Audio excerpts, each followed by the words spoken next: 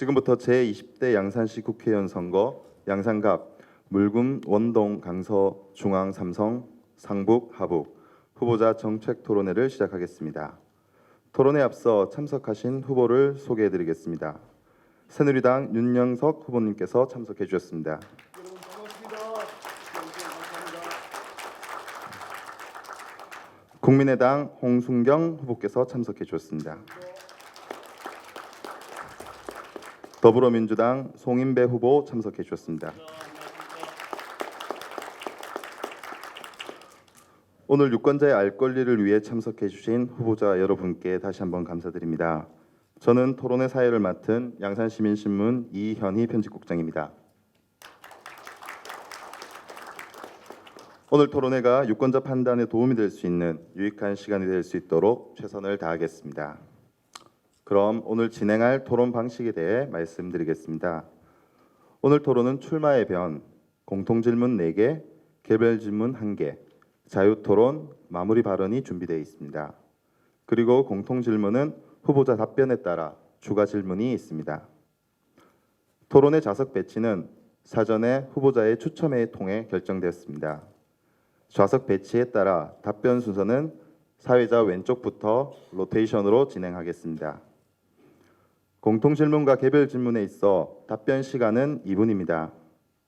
공통질문에 대한 추가 질문 답변 시간은 1분입니다. 출마의 변과 마무리 발언은 1분씩 드리도록 하겠습니다.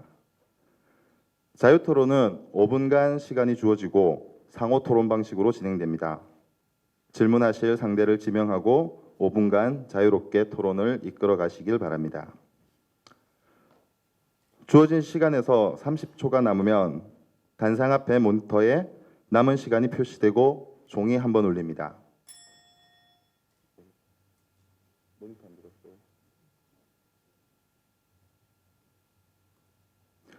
그리고 10초가 남으면 경고 종소리가 2번 울리게 됩니다.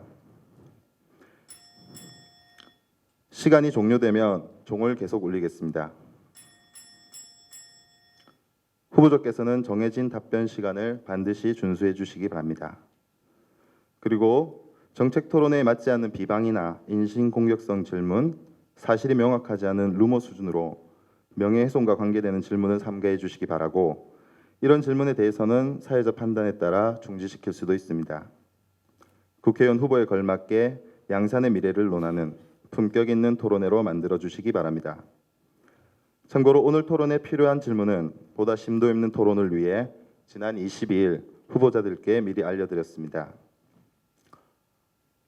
원활한 토론회 진행을 위해 오늘 참석하신 유권자 여러분께서는 휴대폰 전원을 꺼주시고 후보자가 발언하는 도중에 박수를 보내거나 발언 후 박수나 환호를 보내시는 일을 삼가해 주시기 바랍니다. 먼저 이제 본격적인 토론에 들어갈 텐데요. 우선 후보자들 그 마이크 위치를 좀 조정해 주시기 바랍니다. 편하신 소리를 가까이 대셔야지 되니까 한번 말씀을 옆쪽으로 해주시기 바랍니다. 왜냐하면은 나중에 촬영을 하는데 마이크가 얼굴을 가릴 때가 있습니다. 지금 마이크 한번 이야기를 해보시죠. 소리 나오시는지 테스트 해보세요. 자기 편한 위치에 마이크 하나 둘. 안녕하십니까, 윤영석입니다. 반갑습니다. 말씀하시기 편한 위치로 조정을 해주십시오. 홍순경입니다. 됐습니다. 안녕하세요. 반갑습니다. 그리고 물이 필요하신 분은 책상 아래쪽을 보시면 서랍에 물이 추가로 더 있습니다. 자, 이제 본격적인 토론을 시작할 텐데요. 다들 좀 긴장하신 것 같습니다. 몸을 어깨를 한번 풀어보시죠, 후보자님들.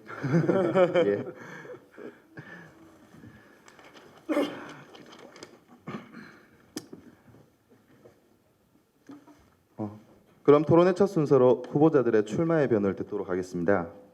이번 선거에 임하는 후보들의 각오를 다음시 들어보도록 하겠습니다. 말씀하실 시간은 1분입니다. 먼저 새누리당 윤영석 후보께서 말씀하시겠습니다. 여러분 안녕하십니까. 정말 감사드립니다. 더 큰 의지와 또 새로운 열정으로, 새로운 에너지로 충렬해서 다시 시작하겠습니다. 국민 없는 정치는 없습니다. 우리 국회의원도 마찬가지입니다. 국회의원은 시민과 또 국민의 뜻을 하늘같이 받들어서 국가 운영에 반영을 해야 합니다. 우리 국회의원들이 더 나아져야 합니다. 저는 이러한 초심을 결코 잃지 않겠습니다. 이제 우리가 정치인이 해야 될 그런 책무는 진정으로 시민들과 국민들이 원하는 것이 무엇인지 살피고 또한 그들의 애로사항을 해결하고 또한 우리 지역과 국가 사회의 지속적인 성장을 고민하고 추구를 해야 합니다. 지난 4년 동안에 양산과 서울을 500회 이상 왕복하면서 우리 양산의 새로운 신성장 동력을 발굴하기 위해서 많이 뛰었습니다. 도시철도 그리고 의생명 R&D 또 첨단 하이브리드 센터, 테크비즈 센터 많은 교육 사업들 앞으로 더한 열정을 가지고 지난 4년간의 의정 활동을 기반으로 해서 더 열심히 초심을 가지고 뛰겠다는 말씀을 드립니다. 감사합니다. 네, 감사합니다. 박수는 토론회 중에는 박수를 좀 자제해 주시고요. 다음은 국민의당 홍순경 후보께서 말씀해 주시겠습니다. 예, 시민 여러분 반갑습니다. 기호 3번 국민의당 후보 홍순경입니다. 제 3당으로 이렇게 출발하니 정말 어렵습니다. 사실 당원도 없고 1번 달고 3번 나오니까 한 2주 동안은 분위기가 싸하더라고요. 가보니까요. 한 2달 지나고 2개월 지나고 2달 더 지나니까 그때부터 시민들께서 반겨주십니다. 정말 지난 4년간 우리 1번과 2번의 이런 당이 좀 못했던 것을 이제는 3번한테 거는 기대가 굉장히 크다는 걸 제가 느꼈습니다. 앞으로 우리 양산의 시민들의 목소리에 귀 기울이고 함께 소리치면서 우리 양산 발전에 위해서 힘쓰겠습니다. 기호 3번 홍순경에게 많은 지지를 부탁드립니다. 감사합니다. 네, 감사합니다. 마지막으로 더불어민주당 송인배 후보께서 말씀해 주시겠습니다. 반갑습니다. 더불어민주당 기호 2번 송인배 후보입니다. 선거를 앞두고 시민들은 어떤 생각을 하시는지 한번 후보들은 정리를 해야 됩니다. 이번 선거가 어떤 의미를 가지는지. 시민들에게 가장 많이 요구되는 것은 지금은 살림살이 문제와 그리고 우리나라 가장 큰 극화 문제입니다. 쉬운 해고법이 지금 통과된다고 합니다. 가장이 무너지면 가정이 무너집니다. 주부들은 살림살이 지키기가 어려워졌습니다. 그리고 직장에서 떠밀려서 가게를 냈지만 월세조차 내기 어려운 불경기를 만났습니다. 이런 정치를 해라고 요구를 하고 있습니다. 대통령 눈치 보지 말고 당 눈치 보지 말고 싸우지 말고 살림살이 좀 챙겨라.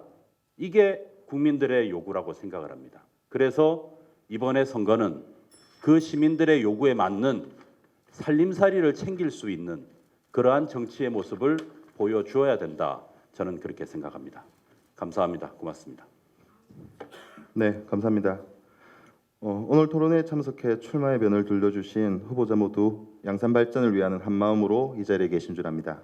이제 본격적으로 시작하는 토론회를 통해 후보자의 철학과 정책을 마음껏 유권자에게 알려주시기 바랍니다. 후보들의 정책을 검증하는 첫 번째 공통 질문 시간입니다.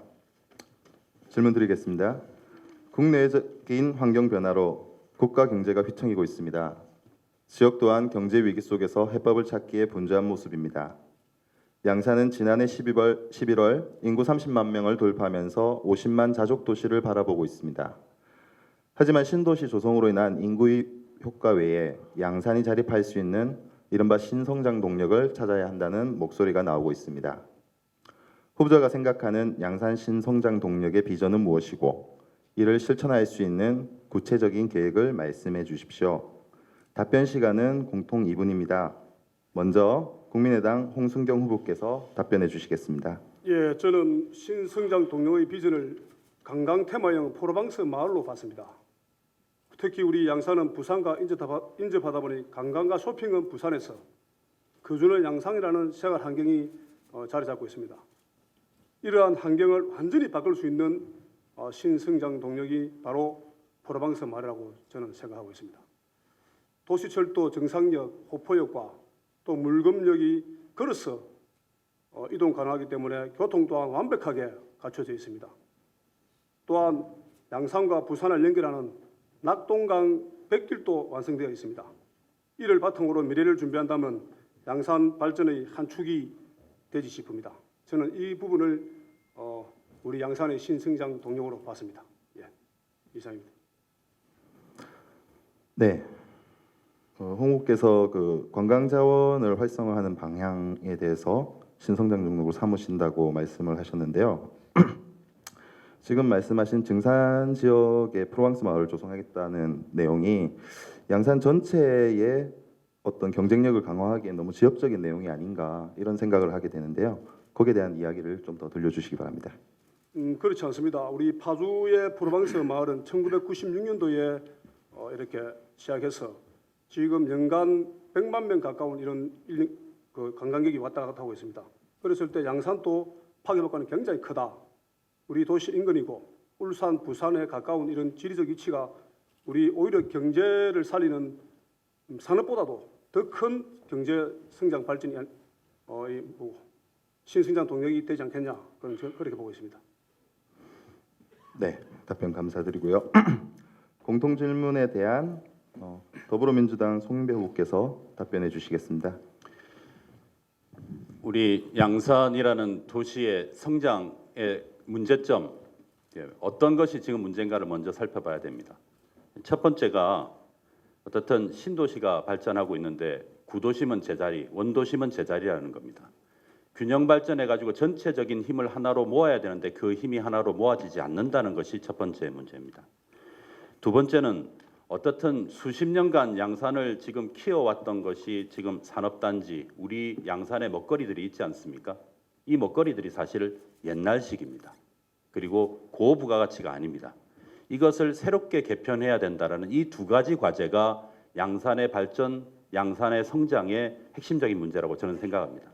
거기에다가 플러스해서 새로운 것을 어떤 것을 들여올 것인가를 고민해야 된다고 저는 생각을 합니다. 일단은 우리 양산 같은 경우에는 이전에 굴뚝산업 지금 많이 있었습니다. 그래서 실제로 우리 양산이 주력하고 있는 산업은 소재산업입니다. 소재산업은 실제로 그 일자리의 가치가 근로자들이 실제로 가서 자기 일자리로 들어가서 일하기에 조금 주저하는 그러한 자리입니다. 이러한 자리라면 이 자리가 실제로 젊은이들 그리고 청년들이 자기 일자리로 바로 받아들일 수 있는 고부가가치 좀 더 선호하는 일자리로 바뀌어야 된다라는 그런 요구를 받습니다. 그런 측면에서 지금 우리 양산이 발전할 수 있는 그러한 모습의 이 전국적인 이 모습의 전형이 있습니다. 뭐냐면은 발전은 동심원과 같습니다. 중심의 발전의 중심 매개가 있습니다. 양산을 보면은 가장 큰 매개라고 할 수 있는 것이 바로 부산대학 병원을 중심으로 한 의료센터입니다. 한강 이남의 최대의 의료센터입니다. 그 한강 이남의 의료센터 밑에 R&D 개발센터가 있고 개발부지가 있고 그 밑에 공단부지를 가지고 있습니다. 의료와 관련된 산업 그리고 의료 부품에 대한 문제 이런 것을 우리의 이후 미래로 볼 수 있다고 봅니다. 예. 이어서 추가 질문을 드리도록 하겠습니다. 옛날식 산업 구조를 고부가가치 산업 구조로 개편을 해야 된다라고 말씀을 하셨는데요. 지금 현재 양산시에 등록되어 있는 2,000여 개의 공장들이 대부분 50인 이하의 영세 기업들입니다. 그리고 울산, 부산의 하청 또는 밴드 산업으로 되어 있는데요. 이런 현재 구조를 개편할 수 있는 방법들도 함께 고민을 해야 될 것 같습니다. 새로운 것을 유치하는 것도 만드는 것도 중요하지만 이런 산업들을 어떻게 고부가가치 산업으로 바꿀 것인지 거기에 대한 의견을 좀 들려주시기 바랍니다. 두 가지가 있겠죠. 하나는 기존에 있는 이 공장, 기존에 있는 사업체가 고부가가치로 잘 갈 수 있도록 주변의 인프라 그리고 공단 주변을 어떻든 리모델링 해가지고 좀 더 지금보다는 좀 더 나은 설비 속에 지금보다는 좀 더 나은 인프라 속에서 공장이 운영될 수 있도록 그렇게 하는 것이 첫 번째이고요. 두 번째는 실제로 다른 공장을 유치하겠다고 이야기하는데 그 유치는 실제로 힘이 많이 듭니다. 민간 기업이 자기 수익에 맞춰서 판단을 하는 것인데 어떻게 정치인이 이렇게 데리고 올 수가 있겠습니까? 그러면 방법은 무엇이겠습니까? 그 사람들이 올 수 있도록 좀 더 나은 공장, 좀 더 나은 고부가가치의 고도화된 산업체의 공장들이나 사업체가 양산으로 올 수 있도록 만들어야 되는 것이죠. 그것을 위해서는 지금 현재 우리 양산이 가지고 있는 공단 그리고 산업단지가 그러한 산업체가 들어왔을 때 매력을 느낄 수 있도록 만드는 것이 필요하다고 저는 생각합니다. 그것이 바로 리모델링이고 새롭게 조정하고 그 안에 필요한 설비들을 만드는 것, 근로자 건강센터 같은 설비를 만드는 것이 답변 필요하다고 정리해 주십시오. 생각합니다. 예. 마지막으로 새누리당 윤영석 후보에게 답변 듣겠습니다.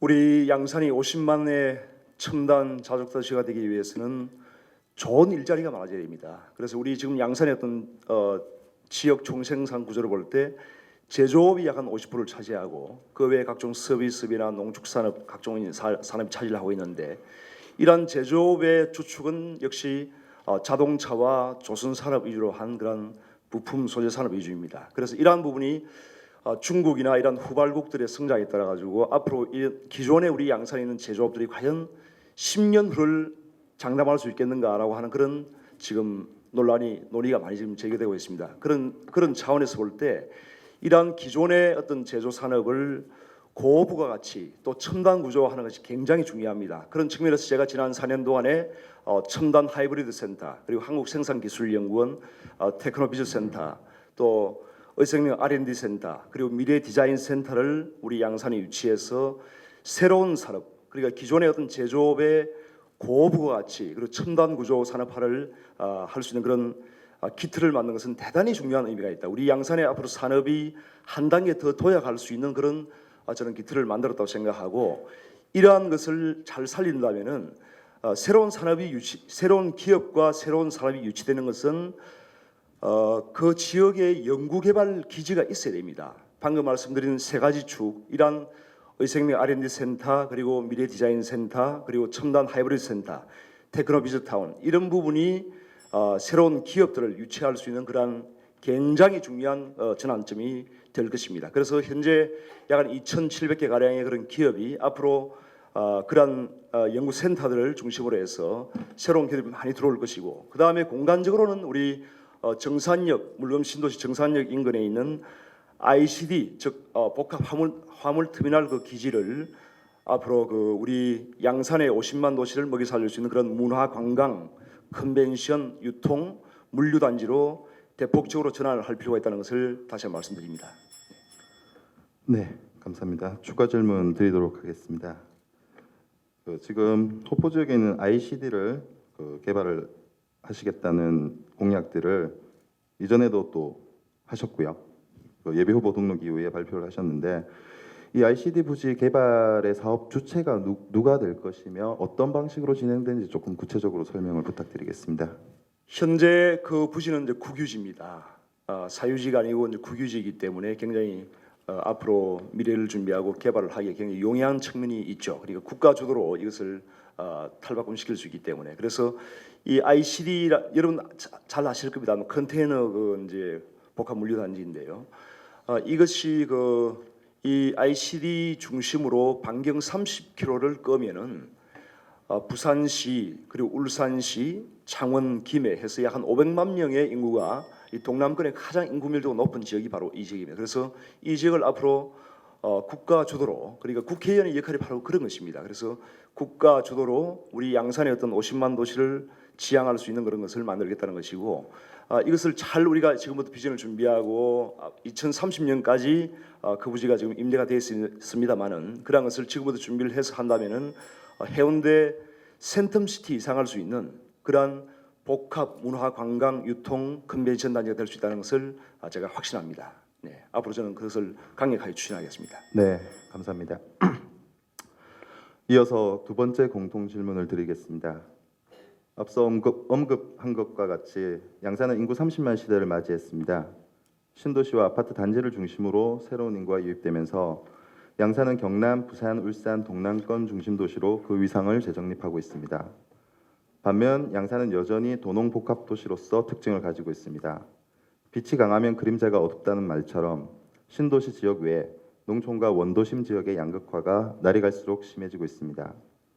지역 균형 발전을 위해 후보자는 어떤 정사진을 가지고 있으며 앞으로 민관이 함께 노력해야 될 균형 발전 전략은 무엇이라고 생각하십니까? 답변은 더불어민주당 송인배 후보께서 먼저 해주시겠습니다. 아주 단편적인 이전에 지역 이제 개발, 균형 개발이라는 그런 지하를 넘어서 각 지역 에 맞는, 그래서 지역의 단순한 행정 구역별 그 구분이 아닌 그 지역이 가지고 있는 특징을 모아서 한 지역별로의 이후의 비전을 가지는 것이 중요하다고 생각을 합니다. 그러니까 예를 들어서 물금 같은 경우에는 물금 원도심이 있습니다. 근데 물금 원도심의 특징 같은 경우에는 주변에 물금 신도시가 이제 조성이 됐습니다. 물금 신도시가 조성되었기 때문에 아주 많은 숫자의 시민들이 이제 늘어나게 되죠. 그 시민들이 요구하는 것들이 있습니다. 그것은 바로 서비스 산업입니다. 그러니까 그 들어와 있는 입주된 사람들이 실제로 그 도심 생활을 제대로 하고 그 주변에서 쇼핑을 하고 그 주변에서 관광을 하고 그 주변에서 즐길 수 있는 그러한 기반된 일들을 지금 현재 물금 원도심에서 할 수 있는 것처럼 각각의 지역을 나누어서 우리가 그 균형 발전의 계획을 잡는 것이 필요하다고 생각을 합니다. 예를 들어서 원동 같은 경우에 가장 필요한 것이 바로 접근성입니다.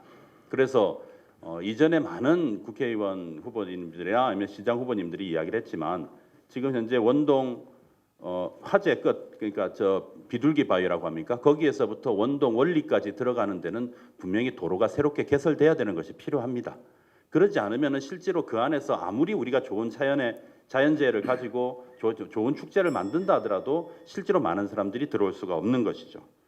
남부시장 같은 경우에도 마찬가지입니다. 지금 원도심이지만 주변에 다른 할인마트나 그리고 농수산물 유통센터나 이런 것들로 인해서 실제로 이제 점점 이제 이 낙후하고 있는 것이 현실입니다. 북부시장도 마찬가지입니다.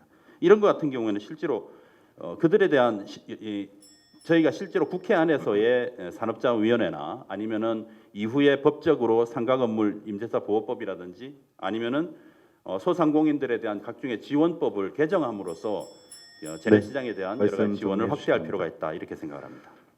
예, 이어서 추가 질문 드리도록 하겠습니다. 지역별 특성을 살린 권역별 계획을 수립해야 된다라고 말씀을 하셨는데요. 지금 현재 양산시에서 도시계획이나 그리고 권역별 여러 가지 특성화 사업들을 진행을 하고 있는 걸로 알고 있습니다. 그 말씀하신 권역별 사업들이 주로 양산시, 특히 양산시장의 역할이 중요한 부분이 있는데요. 그렇다면 그 과정에서 국회의원으로서 어떤 역할을 하실 수 있는지 그런 부분에 대해서 이야기해 주시기 바랍니다. 대부분 권역별 개발 사업은 이제 국비를 같이 진행을 국비가 투여되지 않으면 진행될 수가 없는 것입니다. 각종의 공모 사업이라든가 국비를 확보하는 문제이지요. 그런데 이 문제가 과연 이제 저를 보면서 이제 자네는 야당인데 야당이 과연 힘이 있느냐 이런 이야기들을 많이 하십니다. 우리 여기 계신 윤영석 의원님 지난 국회 4년 동안 예결특위 이제 활동을 하시고 상임위 활동을 하시면서 예결특위 한번 들어가셔서 예산을 많이 따오셨습니다. 중요한 일입니다. 잘하신 거고요. 하지만 우리 야당 경남의 야당 의원인 민홍철 의원님 유일한 의원이지만 이분 같은 경우에는 1년 동안 4년 중에 3년을 예결특위 활동을 하셨습니다. 영남의 야당 의원의 힘입니다. 영남을 우리 당에서 챙겨야 될 의원들을 넣다 보면은 우리 당 내에 몇 안 되는 야당 의원들이 예결특위든 중요한 상임위에서 계속 역할을 할 수 있는 힘을 가지고 있는 것입니다. 그런 힘을 기반해서 저는 이러한 지역의 발전, 공모 사업들을 이끌어 나가겠다 이런 말씀을 드립니다. 예, 답변 감사드리고요. 다음은 새누리당 윤영석 후보님께서 말씀해 주시겠습니다. 예, 우리 국가적으로 지금 양극화가 굉장히 큰 문제입니다. 이런 양극화를 해소하는 것이 지금의 우리 시대 정신입니다. 우리 양산만 보더라도 지금 신도시가 급속하게 발달하면서 상대적으로 이 원도심에 대한 그런 부분은 굉장히 시에서도 투자가 미흡하고 굉장히 낙후되어 있습니다. 그리고 도시와 농촌, 저도 이제 양산에서 태어나서 농촌에서 태어나서 살았습니다만은 그 농촌과 지금 도시의 어떤 격차도 굉장히 큽니다. 이런 것은 내용적으로 볼 때 두 가지 측면을 우리가 지적을 할 수 있습니다. 하나는 소득 격차의 문제, 그리고 또 하나는 여러 가지 어떤 복지라든지 이런 편익 시설의 문제, 이런 격차의 두 가지 격차의 문제가 있습니다. 우선 도농 간의 격차에서 소득 격차의 문제는 우리가 원동 미나리 축제 같은 것을 상당히 좋은 사례로 우리가 얘기를 할 수 있습니다.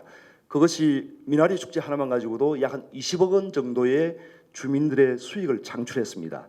우리 하북 지역만 하더라도 굉장히 많은 스토리가 있습니다. 우리 하북 지역은 또 교통이 울산역 KTX로 인해서 굉장히 좋기 때문에 지금 통도사만 하더라도 전국에서 과거에는 해인사가 가장 많은 관광객이 왔지만 지금 통도사가 가장 많은 관광객이 지금 오고 있습니다. 제가 만든 하북 지역의 그 축구장 그런 부분도 그렇지만은 그래서 이러한 그 하북 지역 같은 경우에도 그러한 지역의 스토리를 잘 발굴해서 한다면은 원동이 미나리 축제처럼 굉장히 소득을 증대할 수 있는 게 생길 수 있고요. 그 다음에 두 번째는 그 신도시와 원도심의 관계.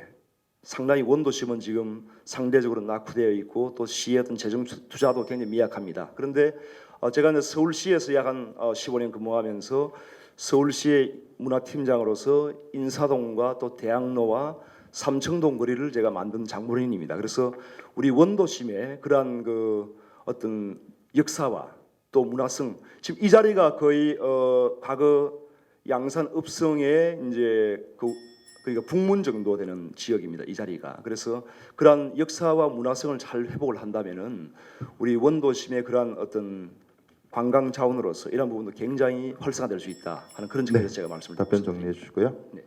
예, 추가 질문 드리도록 하겠습니다. 사례를 드시면서 이제 양산하면 먼저 떠오르는 것 중에 하나가 통도사죠. 네. 그래서 통도사를 중심으로 여러 가지 그 계획들을 양산시에서도 내놓고 있는데요. 그럴 때마다 좀 걸림돌이 되는 것이 사실은 통도사 불교계와의 그 생각의 차이인 것 같습니다. 그래서 국회의원이 되신다면은 이러한 부분들을 어떤 식으로 해소할 수 있을지 거기에 대한 답변을 좀 부탁드리겠습니다. 최근에 그 통도사도 상당히 전향적으로 지금 바뀌고 있습니다. 그래서 통도사가 홀로 독립적으로 존재할 수 없는 것을 너무나 잘 알고 계신 통도사 자체에서도 그래서 주변 지역과의 어떤 조화로운 발전이 굉장히 중요하다는 것을 통도사 자체도 인식을 하고 있고 주지 스님이나 이런 그 지도적인 스님들과 많은 대화를 하고 있습니다. 그래서 충분히 극복 가능한 그런 문제고요. 이 어떤 생각이 있더라도 우리가 국회의원이 실제 국회에서 활동을 해보면은 각종 예산 모든 사업을 실현하는 데 있어서 실제 국비 예산만 하더라도 거의 95%는 중앙정부에서 확정이 되어 옵니다. 국회에서 바꿀 수 있는 것은 사실 5%가 안 됩니다. 실제로. 그러기 때문에 중앙정부에 있는 공직자들과의 어떤 인적인 네트워크가 굉장히 중요합니다. 그것이 저는 행정고시 출신으로서 중앙부처와 또 서울시에서 근무하고 저 행정고시 동기나 또 중앙부처 전체에 깔리는 인맥이 국장급 이상의 한 1,000명 정도가 제가 국무총리부터 다 개인적인 인연이 있는 사람들입니다. 그래서 앞으로 이런 문제는 제가 중앙정부와 협의를 해서 반드시 풀어내겠다는 것을 말씀드립니다. 네, 답변 정리해 주시고요. 마지막으로 국민의당 홍순교 후보께서 답변해 주시겠습니다. 예, 저는 우리 신도시와 구도시가 누가 봐도 확연하게 차이가 납니다. 정말 우리 양극화가 확실히 차이 난다고 봐지는데 이러한 해결책으로 저는 문화마을 조성이라는 카드를 한번 꺼내 봅니다.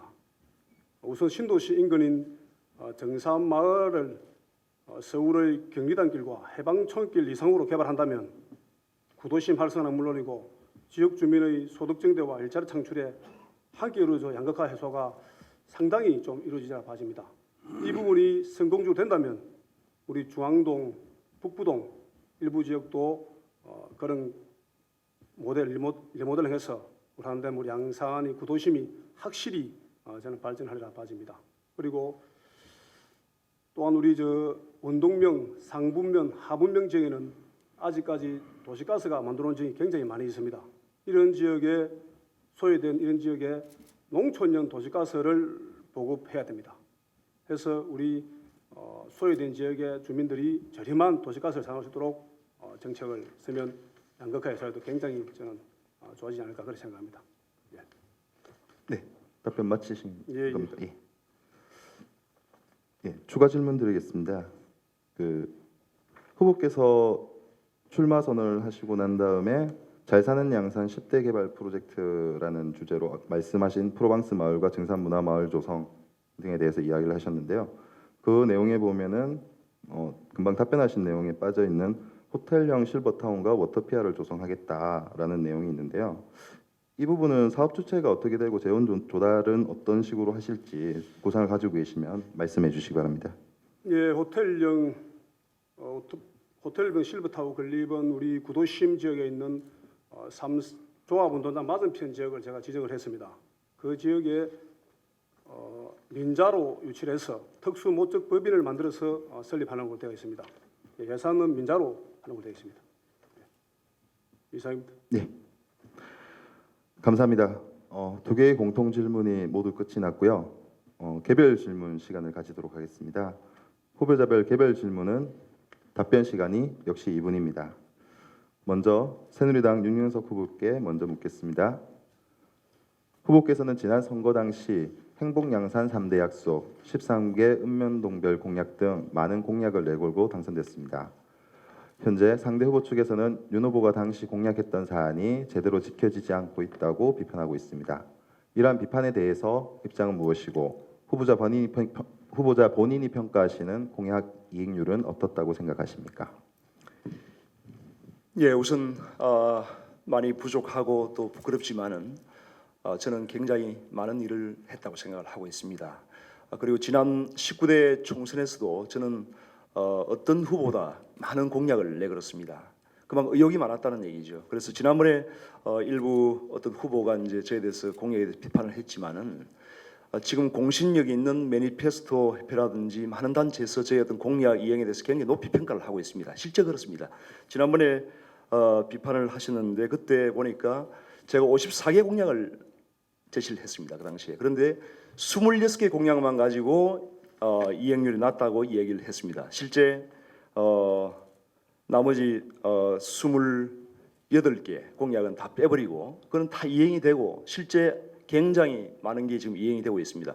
그 외에도 그 당시에 이제 공약을 하지 않았지만은 또한 우리 양산시에서 저에게 건의하고 또한 제가 추가로 의정 활동을 하면서 발굴한 수많은 사업들이 지금 진행이 되고 있습니다. 그래서 우리 양산 역사상 처음으로 지금 국비 사업이 약 한 2천억 대 이상의 그런 국비 사업이 지금 진행이 되는 그런 상황에 예를 들면 도시철도만 하더라도 당초 계획보다 약 한 500억 이상의 예산이 적용이 되어서 5,558억 원이라고 하는 막대한 예산, 그것도 국비를 60% 지원받는 그런 사업으로 지금 진행이 되고 있고 또한 그 외에도 의생명 R&D 센터 같은 경우에는 부산대 병원에 새로운 지도를 바꿀 수 있는 그런 사업이라고 할 수 있습니다.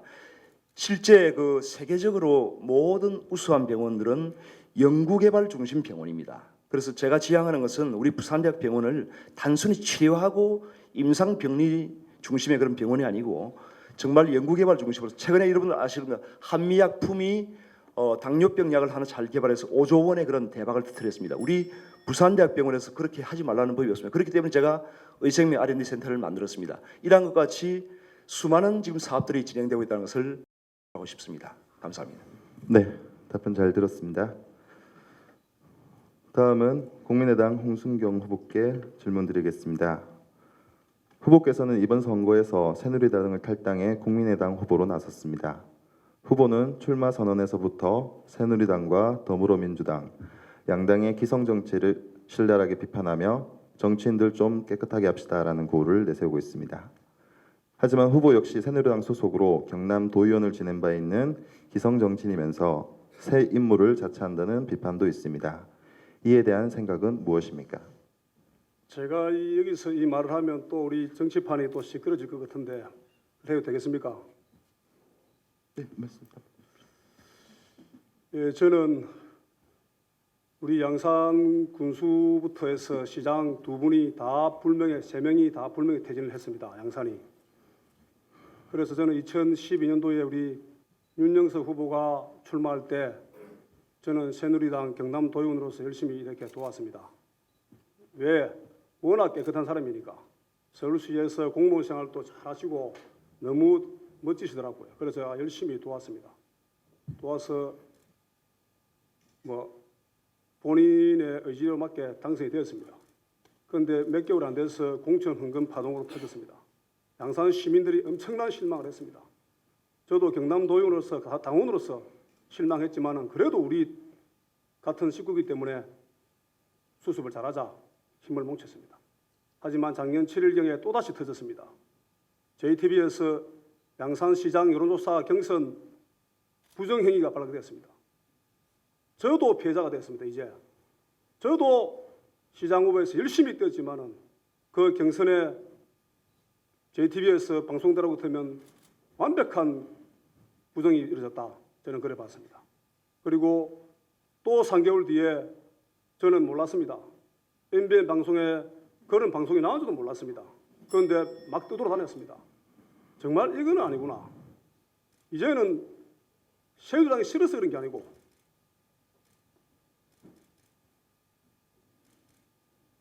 한 분이 정말 이 한 사람이 이제 나는 마음을 떠났다. 그래서 제가 탈당을 했습니다. 그래서 새로운 정치를 하기 위해서 국민의당에 입당했습니다.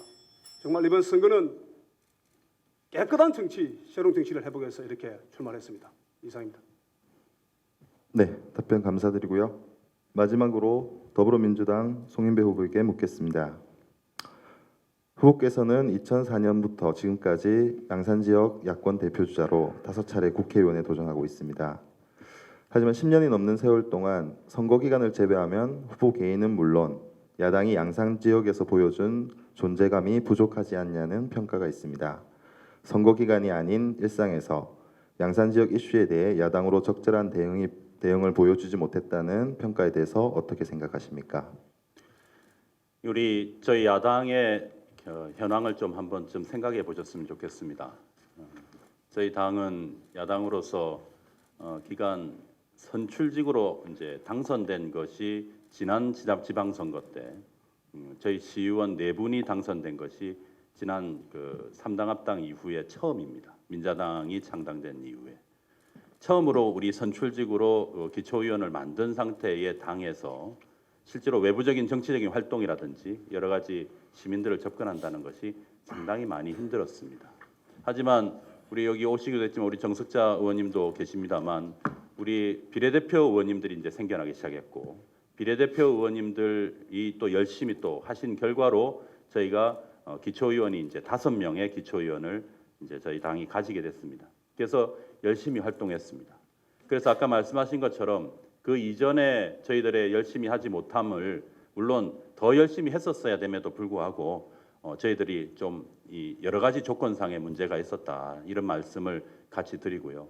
그때 못했던 것만큼 지금 열심히 하고 있다고 생각을 합니다. 제가 이 질문에 대한 이야기를 듣고 한번 좀 되짚어봤습니다.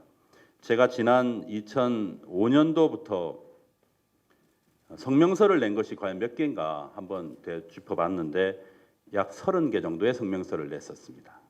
성명서를 보면은 고리원전에 대한 성명서, 학교급식에 대한 성명서, 메르스에 대한 정보를 소통하라는 성명서, 송주법에 대한 개정 의견에 대한 성명서, 그리고 우리 지금 현재 새누리당이 학교급식 문제에 대해서 대안을 제시해야 된다는 성명서, 양산시장 경선 부정에 대한 성명서, 국지도 60호선에 대한 성명서, 그리고 또 이후에 다시 나왔던 무상급식에 대한 성명서, 그리고 이후에는 뭐 등등의 또 다른 문제까지도 이렇게 열심히 저희들 입장을 내면서 시민들의 뜻을 대변하고자 하는 노력을 네. 해왔다고 생각을 합니다. 답변 정리해 주시기 바랍니다. 예. 후보자 입장에서 좀 까다로울 수 있는 개별 질문에 대해서도 또 성실히 답변해 주셔서 한 번 더 감사를 드립니다. 이어서 세 번째 공통 질문을 들어가겠습니다. 헬조선, 금수저, 흑수저. 언젠가부터 한국 사회의 비관적인 현실을 빗댄 표현들이 유행하고 있습니다. 또한 최근 백세 인생애라는 대중가요가 인기를 끄는 것처럼 고령화 사회에 접어든 것도 사실입니다. 하지만 고령화 사회에서 어르신들을 보살펴야 할 청년층이 오히려 더 빈곤한 세대가 바로 오늘 대한민국의 모습입니다. 저출산과 청년 실업 등으로 대표되는 청년 문제에 대해 후보자는 그 원인이 무엇이라고 생각하시고 이 문제를 해결하기 위해 뒷받침해야 할 선결 과제는 무엇이라고 생각하십니까? 아울러 양산 지역에서 청년 문제를 해결하기 위한 실천 방안도 말씀해 주십시오. 먼저 국민의당 홍순경 후보께서 답변해 주시겠습니다. 사실 저는 이 답이 짧게 왔는데 두 분은 시간이 이빨이 차서 저도 좀 길게 하겠습니다. 이제 저는 원인은 간단하게 보고 있습니다. 이 촌에서 컸기 때문에 더 못 큰다고 저는 그래 보고 있습니다. 이 능력이 되는 학생들이 다 외지로 좋은 곳으로 또 유지집 자녀들은 다 서울로 부산으로 다 가지 않았습니까? 물론 우리 옆에 계신 윤영서 의원님은 유지는 아니지만은 그래도 중학교 때 2학년 때 전학 가지 않았습니까? 저는 중학교, 고등학교 한 6년 정도 우리 지역에서 정말 졸업을 한다면 저는 외국에 갈 수 있는 길을 만들어줘야 된다고 청년들에게. 그래서 그 나라에서 외국어도 배우고 그 나라의 문화도 배우고 그 나라의 공무원도 되어서 그 길이 쭉 뻗어나갈 수 있도록 만들어주는 게 저는 앞으로 우리 세대에서 만들어줘야 안 되겠냐 그래 보고 있습니다. 공부를 잘한다고 해서 보내는 게 아니고 좀 공부를 못해도 좀 열심히 하는 학생들 위주로 외국에 보내준다면 저는 굉장히 우리 청년들이 많이 이런 일자리를 만들고 뭐 저출산 걱정하게 된다고 생각합니다. 이것이 바로 산학을 통한 해외 연수를 이렇게 만드는 그런 공약입니다. 예, 이상입니다. 네, 답변 마치신 겁니까? 예. 추가 질문 드리도록 하겠습니다. 지난 2월 청년 실업률이 12.5%로 최고치를 찍었다고 합니다. 근데 지금 실업층을 보면은 우리나라 역사 이래 가장 화려한 스펙을 자랑하는 청년들이 다 실업자가 되고 있거든요. 지금 말씀하신 어떤 외국의 유학이라든지 여러 가지 기회들을 제공하겠다는 것들이 그 이른바 능력주의에 기반한 그런 대책이 아닌가라는 생각이 듭니다. 지금 청년들은 영어도 하고 자격증도 따고 봉사도 해야 되는 이런 슈퍼맨이 돼야 되는데 거기에서 더 능력을 쌓아라는 의미는 이 청년 실업을 좀 사회 구조적인 문제로 접근하지 않은 것이 아닌가 하는 생각이 드는데요. 거기에 대한 생각들을 조금 더 구체적으로 말씀해 주십시오. 제가 한 2년 전에 우리 양산 지역의 중소기업 회장님하고 한번 자리를 한번 한 적이 있습니다. 그 자리에서 회장님, 우리 청년들이 양산의 청년들이 너무 힘들어하는 것다. 이 청년들 일자리 만들어야 어떻게 좋습니까? 했을 때 회장님 말씀이 우리 자기 회사가 지사가 세계적으로 한 27군데 정도 된답니다. 그래서 회장님 그러면 그 지사에 우리 양산 학생들이 가서 청년들이 가서 좀 숙식하고 좀 배울 수 있는 공간이 가능하겠냐 했을 때 회장님께서 흔쾌히 된다고 합니다. 거기에 회사를 지어서 모든 숙식가 제공해 주겠다. 보내라. 그러면 그 가서 우리 학생은 변기표만 끊어갖고 우리 지원해 주면 됩니다. 그 저기 가서 공부도 하고 또 직장도 구하고 앞으로 이런 정책이 우리 행정이나 정책을 해서 많이 좀 만들어서 청년 실업률을 좀 제로로 만들어야 된다 그렇게 생각합니다. 네, 답변 감사드리고요. 청년 문제에 대해서 더불어민주당 송인배 후보께서 답변해 주시겠습니다. 한번 좀 되돌아봤으면 좋겠어요. 이게 좀 멀리서 좀 봤으면 좋겠습니다. 청년 문제를 청년 문제로만 봐서는 답이 저는 안 나온다고 생각을 합니다.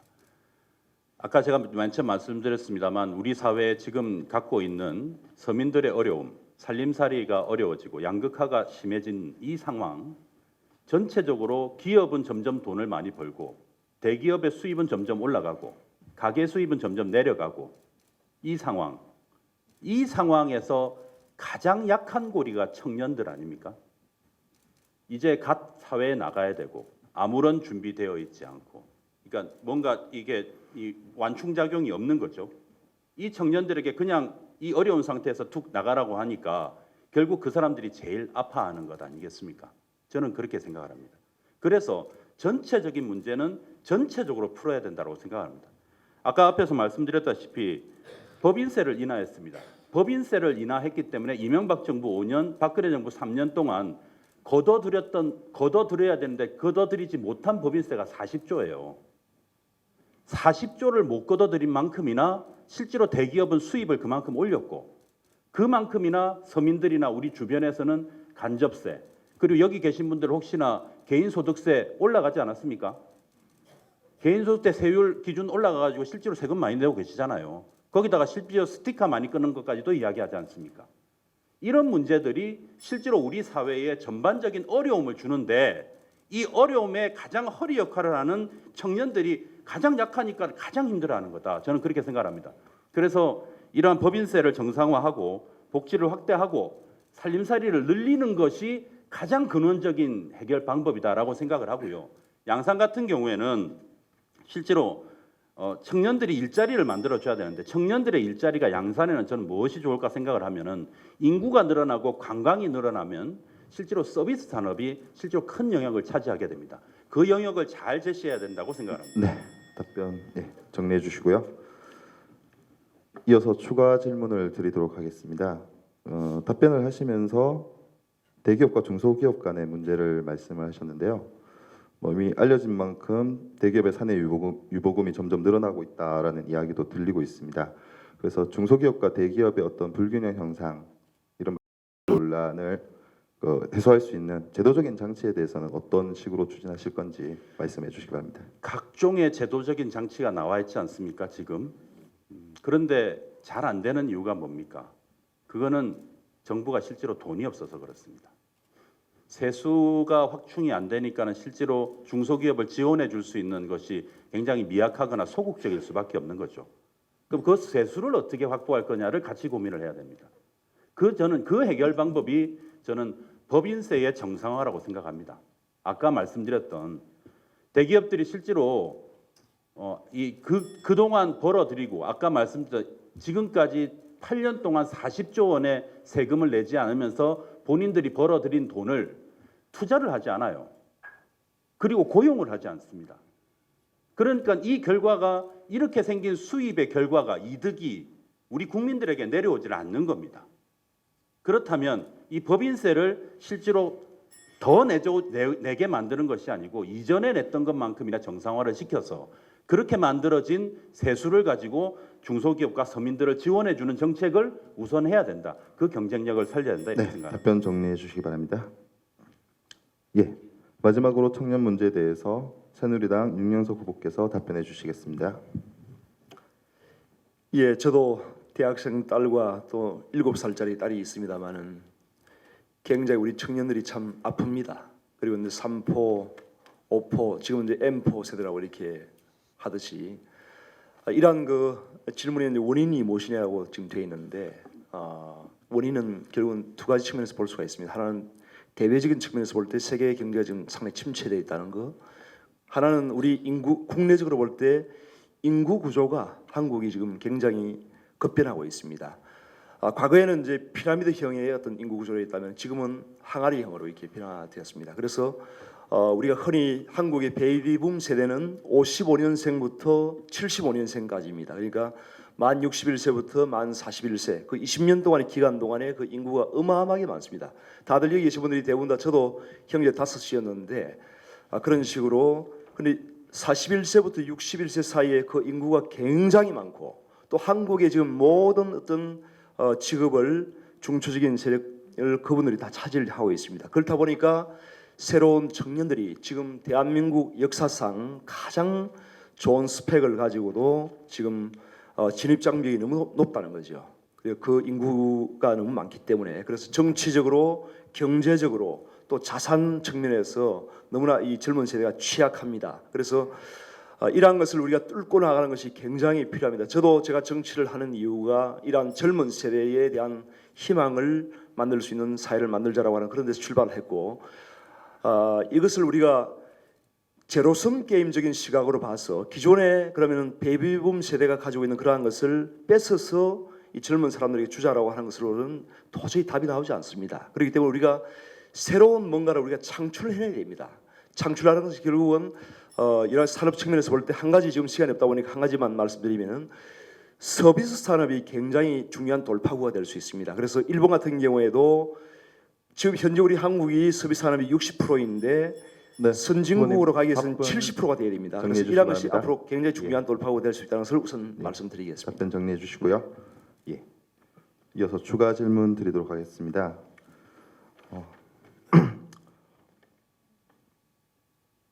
예비 후보 등록 이후에 예비 후보자들 대상으로 저희 신문사에서 신문 10답을 진행을 한 적이 있습니다. 거기에 관련된 내용 중에서 이 사회적 불평등, 청년 문제에 대해서 어떤 생각을 가지시는지 윤 후보님께 여쭤봤을 때 양질의 일자리를 늘리는 것이 가장 최선이라고 생각한다라는 답변을 주셨습니다.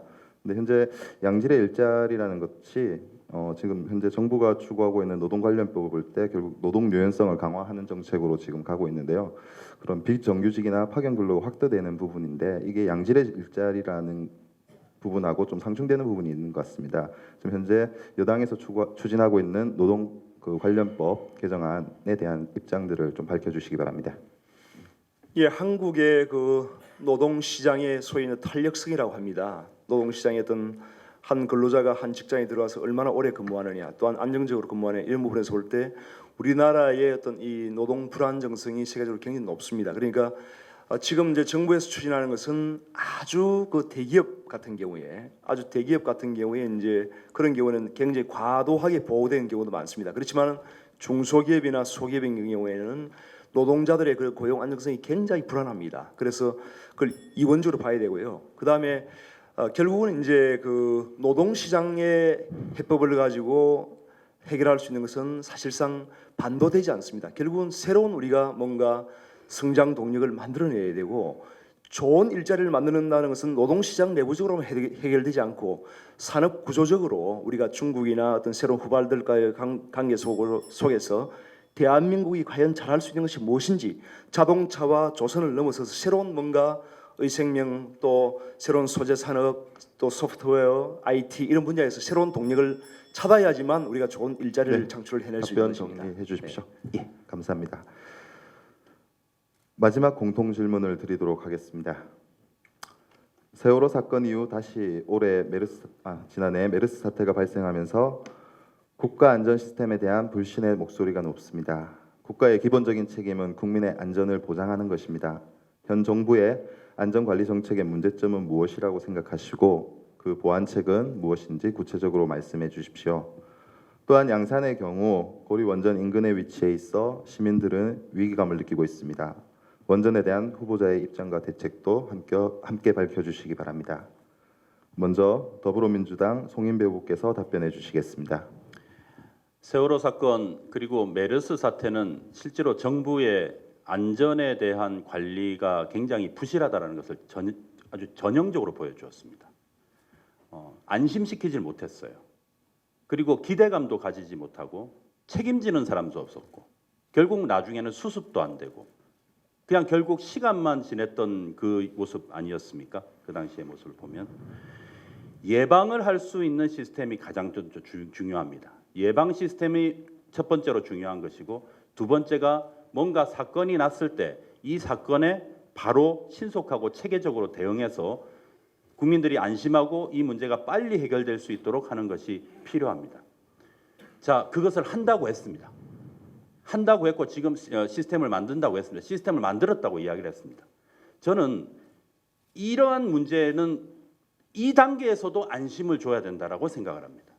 국민들이 어떠한 문제가 생겼을 때 어떤 문제는 어디서 바로 책임지겠구나. 어느 사람의 목소리에 귀 기울이면 되겠구나. 저 사람이 이야기하는 것이 이 문제 해결의 책임이구나. 이런 것에 대한 정리가 필요하다고 생각을 하는데, 지금 현재는 저는 그런 안심을 가지고 있다고 생각을 하지 않습니다. 저부터도 그런 안심을 가지고 있지 못합니다. 이전의 정부에서는 아예 매뉴얼을 전체를 만들었습니다. 매뉴얼을 만들어서 그 매뉴얼대로 해서 결국 지진 사건이 났을 때, 원전 사건이 났을 때, 해양 사건이 났을 때, 항공 사건이 났을 때 이런 것을 청와대에서 전체를 다 정리를 해서 각 부처로 내려서 그것을 관리할 수 있도록 그렇게 했었는데, 지금은 그것은 다 휴지 조각이 돼버린 상태입니다. 원전 문제는 한 가지만 말씀을 드리겠습니다. 원전은 결과적으로 문제가 생기면 파국입니다. 바로 끝입니다. 그래서 이 문제는 우리가 상당히 보수적으로 생각을 해야 된다. 아주 그야말로 안전을 기본적인 원칙으로 생각해야 된다, 이렇게 생각합니다. 네. 답변 정리해 주시고요. 추가 질문 드리도록 하겠습니다. 원전은 폐지돼야 된다라는 입장을 밝히신 바 있는데요. 원전 폐지를 반대하시는 입장에서는 우리나라 그 경제 개발을 위한 에너지 수요를 걱정하시는 분들이 있습니다. 그래서 원전 폐지에 따른 그런 에너지 수요 방식은 어떤 식으로 생각하고 계신지 말씀해 주십시오. 아주 한꺼번에 폐지를 하자는 이야기 아닙니다. 우리나라가 원전에 기대하고 원전에 기대고 있는 이 비율을 점차적으로 줄여가자는 이야기죠. 아시다시피 우리나라의 발전은 화력 발전이 가장 큰 비중을 차지합니다. 그 다음이 원전이고 수력으로 넘어가는데요. 하지만 이 원전이 아까 말씀드린 것처럼 너무나 위험하기 때문에 이 위험성을 우리가 안고 갈 수가 없다라는 정부의 입장을 내자는 겁니다. 그래서 그 다음에 대책을 마련하자는 거죠. 그러니까 재생할 수 있는 에너지를 우리가 실제로 전기로 옮겨서 실제로 사용할 수 있는 그런 기반을 우리나라에서 차근차근 만들어 가자. 그 단적인 예가 독일이지 않습니까? 독일은 원전에 대한 이 원전의 발전 비율이 상당히 높음에도 불구하고 그것의 이 전환을 결정을 했습니다. 정부가. 우리 정부도 그러한 전환적인 전환을 이끌어내야 된다라고 생각을 하는 것이고요. 한 가지만 더 말씀을 드리면은 어떻든 우리가 고리와 가까이 있기 때문에 원전에 대한 안전지대에 대한 여러 가지 양산에 대한 좀 관심을 더 가져야 된다 답변 이렇게 정리해 생각합니다. 주시기 바랍니다. 네. 계속해서 새누리당 윤영석 후보께서 답변해 주시겠습니다. 예, 세월호 그 사건 또 여러 가지 이제 재난에 대응하는 그런 체제가 미흡한 것이 틀림없었습니다. 제가 20년 동안 중앙정부의 공무원으로서 또 국정 운영에 참여를 하면서 사실상 이러한 것이 빚어지는 가장 큰 원인은 부처 간의 칸막이가 있기 때문입니다. 누구도 이것을 총괄적으로 책임을 지려고 하지 않습니다. 그렇다 보니까 세월호 사건이 났을 때도 해경이 초동 대응을 잘했더라면은 그런 참사가 벌어지지 않았을 텐데 서로 이것을 책임을 미루다 보니까 대응이 늦어지고 결국은 그러한 참사가 발생을 했습니다. 그래서 제가 이제 지난번 그 세월호 사건이 났을 때 정부 조직법을 개정하는 제가 TF 요원으로서 제가 새누리당 대표로 참여를 했습니다. 그래서 한 게 국무총리를 컨트롤 타워로 해서 전체 부처를 그냥 국방부까지 군인까지 다 동원할 수 있는 그런 체제로 지금 갖춰 나왔습니다. 그래서 이제는 재난이 발생하더라도 과거와는 비교할 수 없을 정도의 대응 체제가 갖춰져 있다고 제가 감히 말씀을 드릴 수 있고요. 또한 두 번째 우리 지역 차원도 지금 마찬가지입니다. 그 당시에 정부 조직법을 개편하면서 소방청 그리고 국가안전처를 신설하면서 국가안전처 산하에 소방방재본부를 두었기 때문에 이 소방방재본부가 중심이 되어서 또 지역 차원에서도 그러한 일괄적인 대응 체제를 지금 갖추고 있습니다. 다만 제도상으로 갖추고 있지만은 그것이 이제 현실 속에서 그 적용이 되기 위해서는 실제 시뮬레이션 그런 훈련이 상당히 이제 많이 있어야 됩니다. 그래서 지금도 지방 차원에서 그런 것을 하고 있기 때문에 상당히 안심이 되는 부분이고요.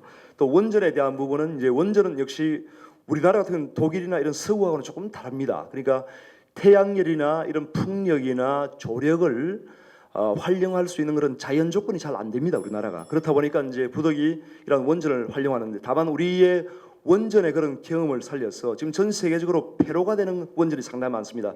1조 달러 규모의 그런 시장이 있기 때문에 앞으로 우리가 잘 한다면은 네. 굉장히 그러한 부분도 선점을 할 수 있는 부분이 될 예, 것입니다. 정리해 주십시오. 예. 추가 질문 드리도록 하겠습니다. 답변을 하시면서 그 정부 조직을 개편하면서 그 국무총리를 정점으로 하는 이제 국민안전처 종합컨트롤센터를 만드는데 주도적인 역할을 하셨다고 했는데요. 이번 선거가 시작되기에 앞서 좀 논란이 있었던 테러 방지법에 대해서 조금 여쭤보고 싶습니다. 그 과거의 자연재해에서 이제 새로운 어떤 위기 현상들이 일어나고 있는데요. 아까 말씀하신 테러 방지법 같은 경우에는 여야가 그 이제 그 권한을 어디다가 위임할 것이냐를 두고 치열하게 좀 논쟁을 벌였던 것 같습니다. 근데 아까 답변에서는 국무총리를 정점으로 하는 국민안전처에서 그런 위기 관리를 하는 것이 당연하지 않나 싶은데요. 야권에서 주장하고 있는 그 국정원의 권한을 강화하는 법이라는 이야기에 대해서는 어떻게 생각하시는지 입장을 듣고 싶습니다.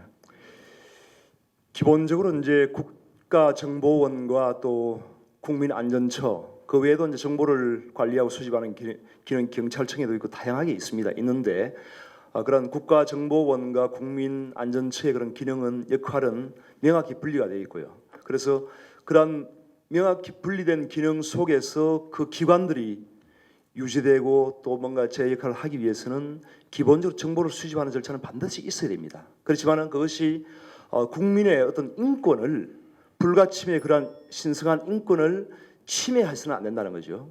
불법적으로. 그래서 그런 것은 제도적으로 너무나 형사소송법이나 여러 가지 절차법에 있어서 국가정보원이 그러한 국민의 개별적인 정보를 수집하는 데 있어서는 너무나 잘 그 완비가 되어 있는 부분이 있습니다. 그래서 그런 것이 판사의 어떤 영장이 없이는 그러한 정보를 수집할 수 없다든지 그래서 국민들이 지금 지난번 테러 방지법 개정 과정에서 조금 불안해하시는 부분이 있는데 제가 보기에는 걱정하지 않으셔도 충분히 그러한 절차법으로 우리가 보장을 할 수 있다고 제가 말씀드릴 수 있습니다. 답변 정리해 주시고요.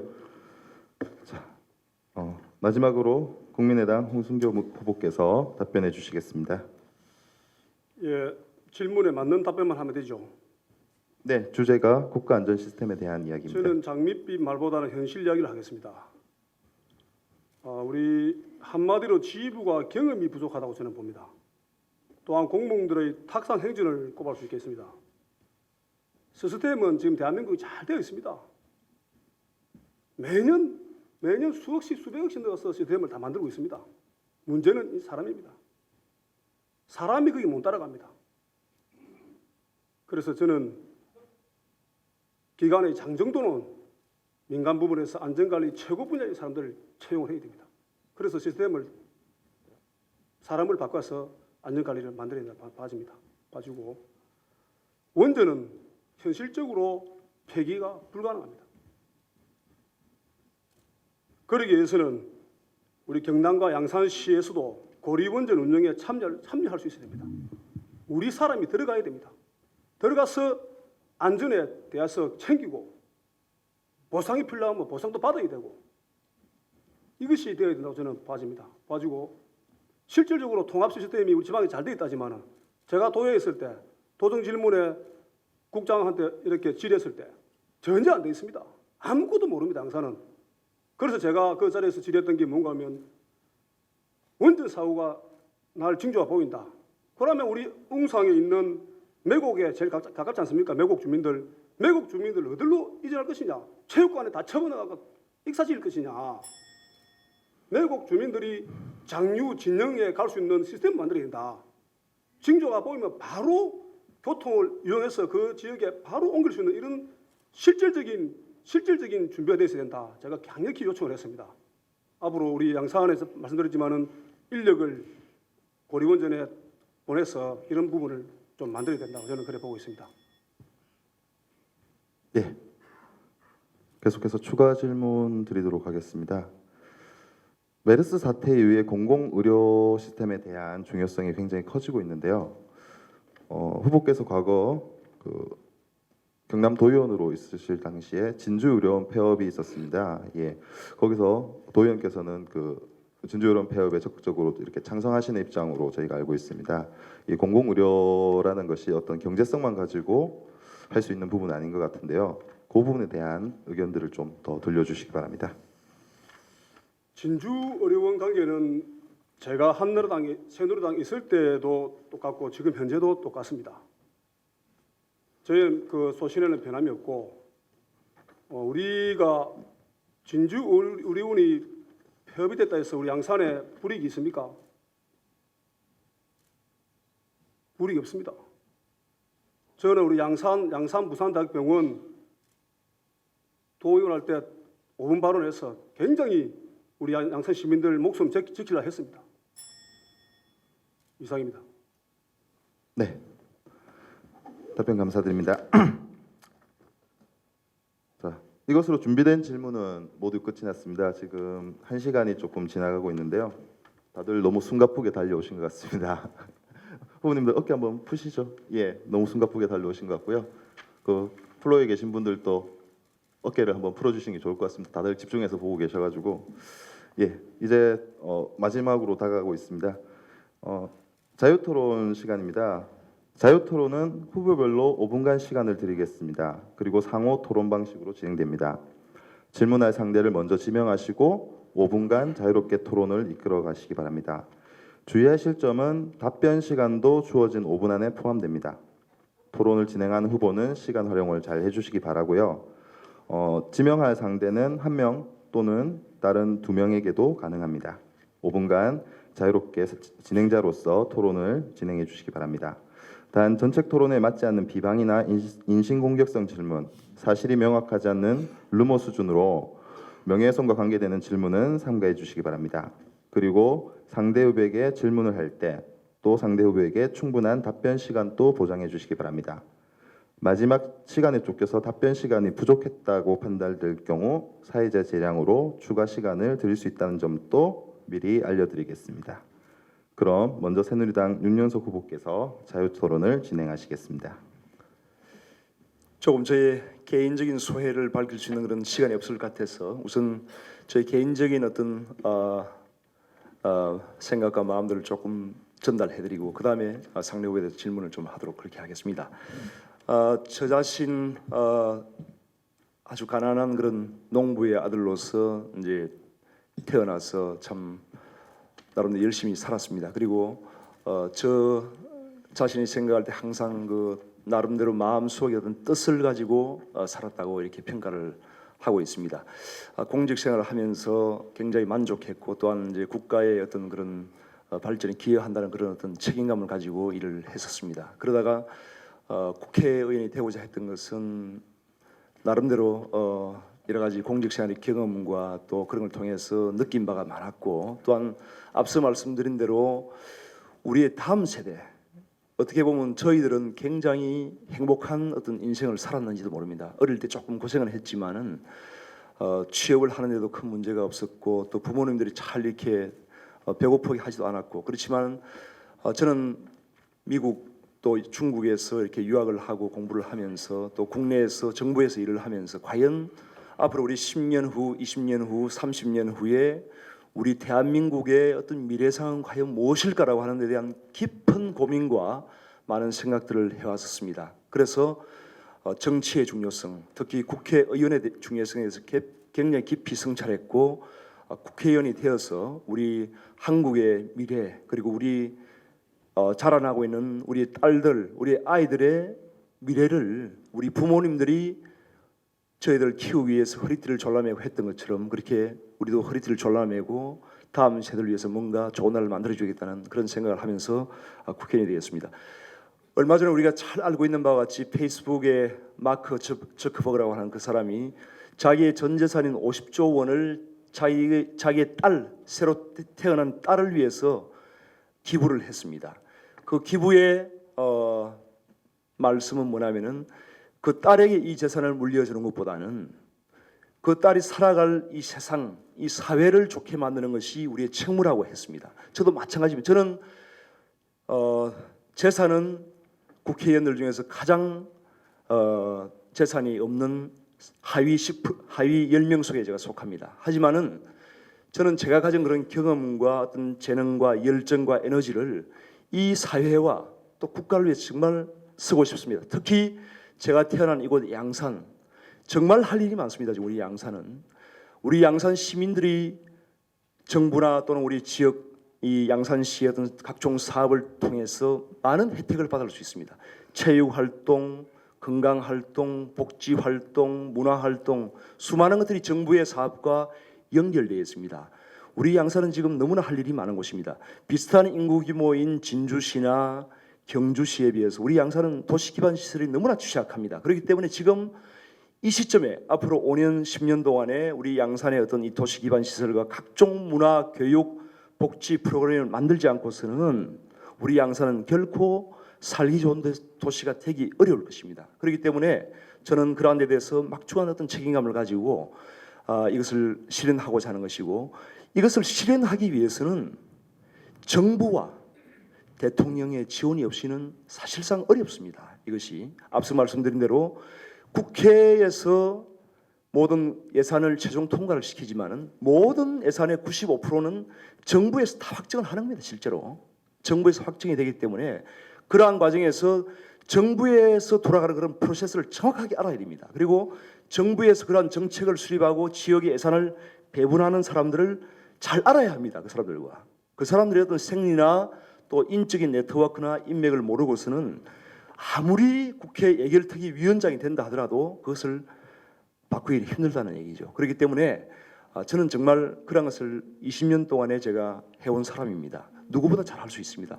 제가 가진 제가 돈은 없지만은 그런 인적인 네트워크와 또 가지고 있는 지식과 경험과 열정을 모두 제가 녹여내서 제가 우리 양산 발전에 하겠다는 그런 말씀을 드리면서 제가 송인배 후보님께 한 가지 말씀을 이제 질문하고 싶은 것은 제가 그 물금 신도시 쪽을 자주 가기 때문에 이제 현수막을 자주 봅니다. 그런데 밥 먹여주는 정치라고 하는 것을 이제 이렇게 내가 아마 무상복지를 말씀하시는 것 같은데 무상복지, 무상보육, 무상의료, 무상교육, 무상 교복 어디까지 그것을 생각을 하시는지 한 말씀을 해주시기 바랍니다.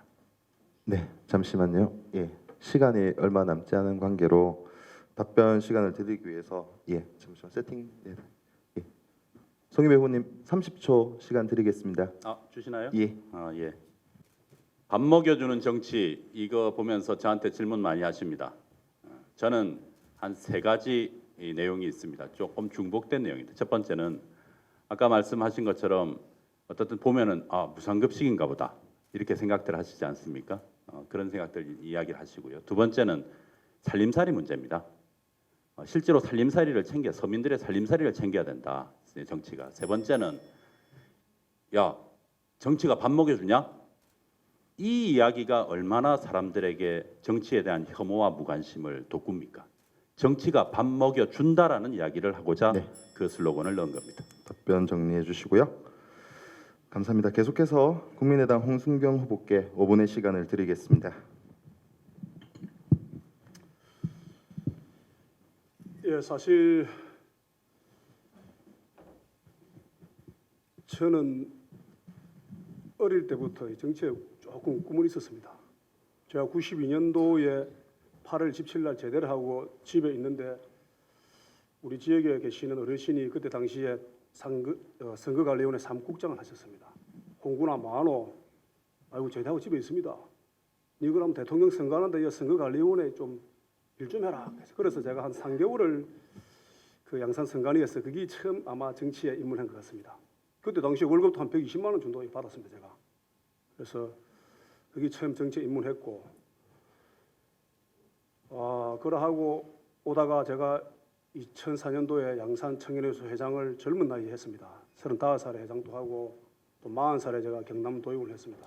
하면서 이제 우리 지역에 무엇을 해야 될 것인지 많은 고민도 많이 했습니다. 하고 앞에 정치를 보면서 기성 정치인들의 이런 팽가르기 이런 부분이 상당히 저는 참 힘이 들었습니다. 그래서 제2시 활동할 때도 펜 가르는 거 보고 저는 회장을 하면서 펜 안 갈았습니다. 제가 욕을 들어먹더라도 펜을 안 갈았습니다. 그렇지만 펜을 안 가르다 보니까 뒤에 되니까 저한테 비수가 들어오는 거 있습니다. 저는 경험을 많이 했습니다. 역대 선거 정치인들을 선배 정치인들을 보면 많이 펜을 갈리고 돌아서서 적대고 지금 이 순간에도 내 편이 아니면 돌아서고 제가 어제 우리 제2시 회원들이 11대본이 사무실에 왔습니다. 후배들이 와서 내가 이랬습니다. 나는 우리 윤영석 후보 사무실에 난 누가 있는지 모른다. 지금 여기 계신 분 난 누구인지 아무도 모릅니다. 나 앞에 시장 선거할 때 마찬가지고 나는 알 이유도 없다. 왜? 끝나면 우리가 하나야 되기 때문에.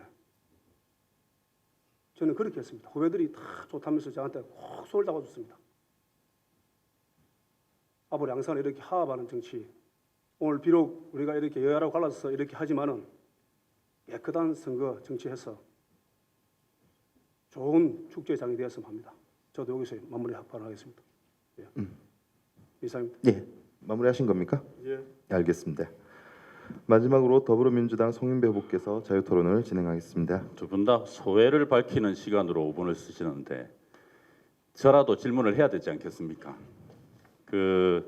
저는 홍순경 후보께 여쭤보겠습니다.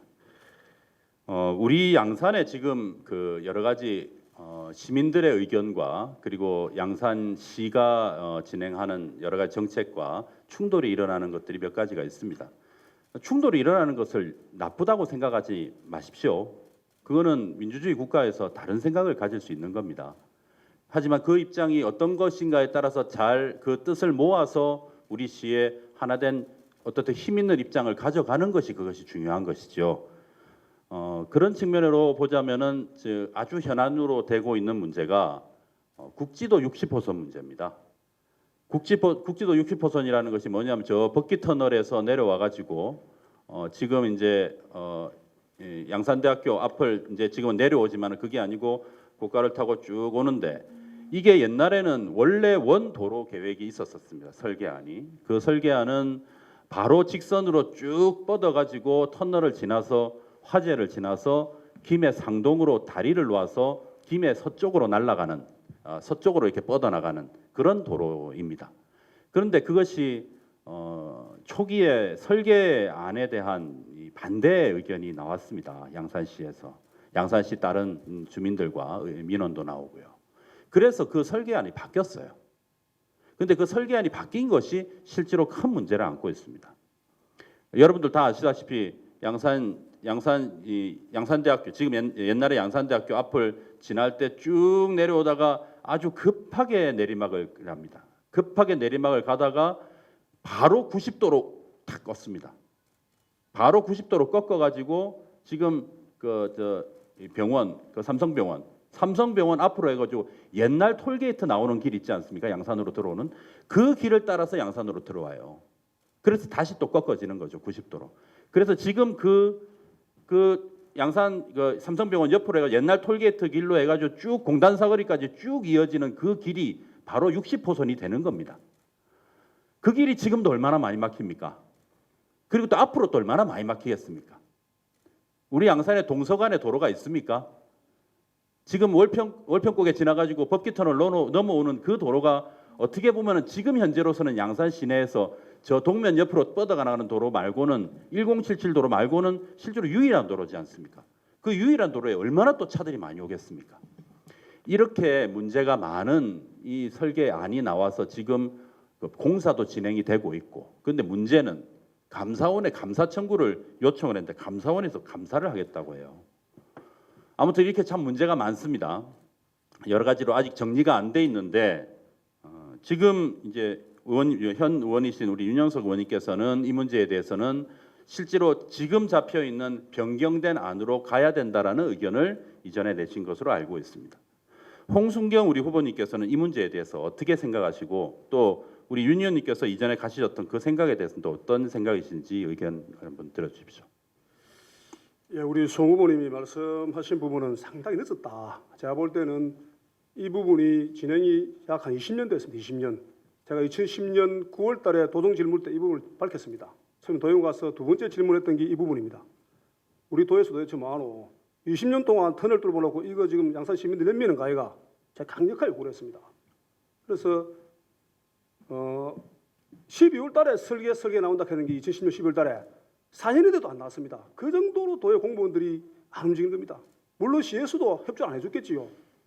그래서 결국은 안이 이렇게 나왔다 했을 때 저는 뭐 도의원 임기가 다 끝났고 거의 배지 뛰는 그런 시기였습니다. 국회의원 후보로서 이야기하세요. 도의원으로서. 그래서 저는 지난 거는 다 의미가 없다. 하려면 지금 올라온 데에서 그 도로를 따라서 고가도로를 만들어서 넘어가는 게 저는 아니다. 예, 지금 현실은 원안이네요. 맞습니다. 그 원안이네요. 원안이 지금 만들어 가지고 예. 최초 원안이 아니고 예. 지금 설계한 도로 위로 해서 이렇게 가는 수밖에 없다. 저는 그래 보고 있습니다. 예, 어떤 수정안이 필요하다. 예, 예. 알겠습니다. 그러면은 어떻든 지금 안대로 가는 것은 어떻든 좀 문제가 있다 이런 말씀이시네요. 예. 알겠습니다. 우리 유 의원님께서 제가 질문을 좀 하고 싶은데 시간이 얼마 없네요.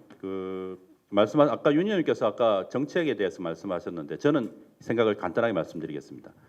공약은 저는 결산을 해야 된다고 생각합니다. 내가 냈던 공약, 당선자의 공약은 내가 했던 약속이 이렇게 진행이 됐으니 이거는 못해서 죄송합니다. 이것은 좀 더 해야 되겠습니다. 이런 이야기를 해야 된다고 생각을 합니다. 지금 그것이 없으신 게 너무 아쉽습니다. 그건 질문하신 건 아니죠? 예, 그렇습니다. 예, 죄송합니다. 마무리 발이 나왔습니다. 그때 같이 지금 사회자를 쳐다보시는 거 보니까 하신 말씀 있는 건데 질문에 예. 대해서 제가 답변할 시간만 아니 30초. 그 후보께서 질문을 하신 게 지명을 하고 질문을 하신 질문도 건 아니고요. 했고 지적도 했거든요. 예. 어떻게 송 후보님 그러면 질문을 좀 더 정확하게 할게요. 예. 그럼 질문을 좀 더 정확하게 말씀을 드릴게요. 줄여서 한마디. 예. 자, 제가 지난번에 국회의원 선거 나왔습니다. 우리 윤 의원님과 둘이 나왔습니다. 저는 낙선했습니다. 저도 공약을 냈고 윤 의원님도 공약을 냈습니다. 낙선자의 공약은 약속은 그 이후에 유효하지 않습니다.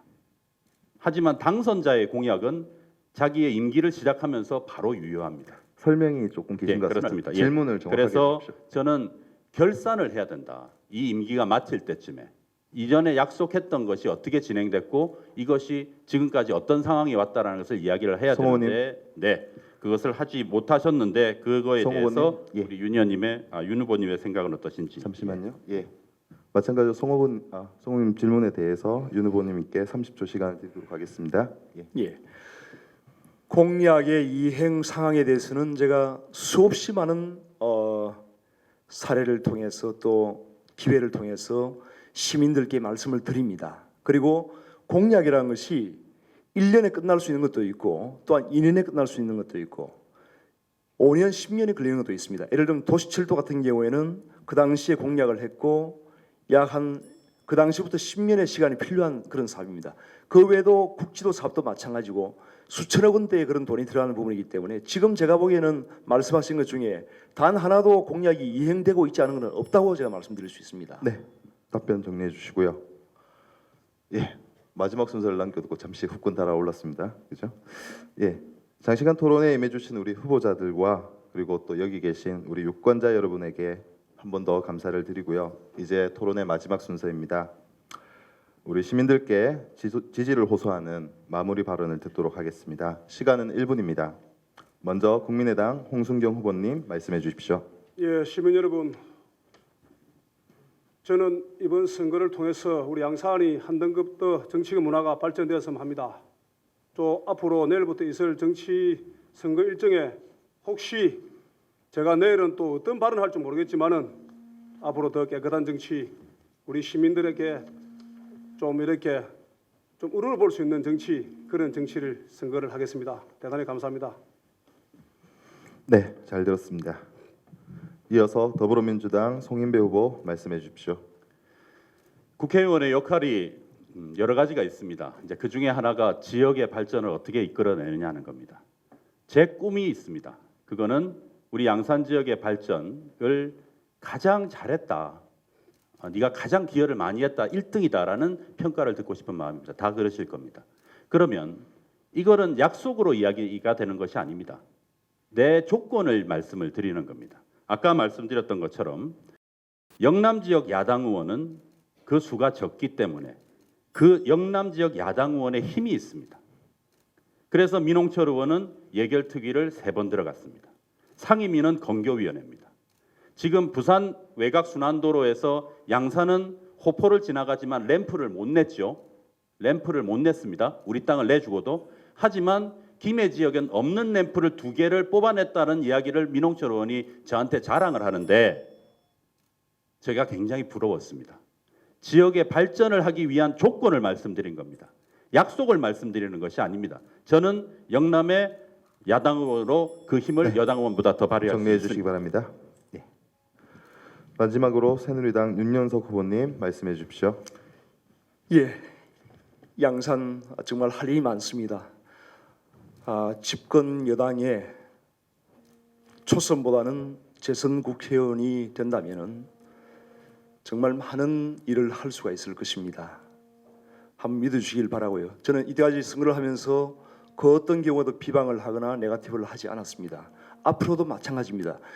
민주주의 사회에서 다양한 의견은 표출될 수 있지만은 그 표출되는 것이 선거의 과정입니다. 그렇지만 그것을 네거티브나 비방을 하면서 할 수는 없습니다. 선거가 끝난 뒤에 우리가 그런 상처를 다시 보듬어 안고 우리 시민들이 통합할 수 있고 화합할 수 있고 우리 양산이 한 단계 더 성숙한 그러한 지역 사회로 거듭나기 위해서는 우리 스스로가 정말 희망을 제시하고 또한 긍정적인 그런 선거로서 이루어야 된다고 저는 생각합니다. 저는 꼭 그렇게 실천할 것이고 또 우리 두 후보자님과 함께 그런 좋은 정책들을 잘 수렴하고 통합을 해서 멋진 양산 또 희망찬 양산을 만들어내겠습니다. 감사합니다. 네. 오늘 토론은 양산 지역뿐만 아니라 국민의 대표로 나선 우리 국회의원 후보자들의 정책과 철학을 엿볼 수 있는 소중한 시간이었다고 생각합니다. 유권자 알 권리를 위해 애써주신 후보자께 다시 한번 감사드리고 오늘 토론회는 양산시민신문 홈페이지와 지면 SNS를 통해 동영상과 기사로 전 과정을 생생히 전달해 드릴 것을 약속드립니다. 이상으로 양산시민신문 주최 제20대 국회의원 선거 양산갑 후보자 정책 토론회를 마치겠습니다. 감사합니다.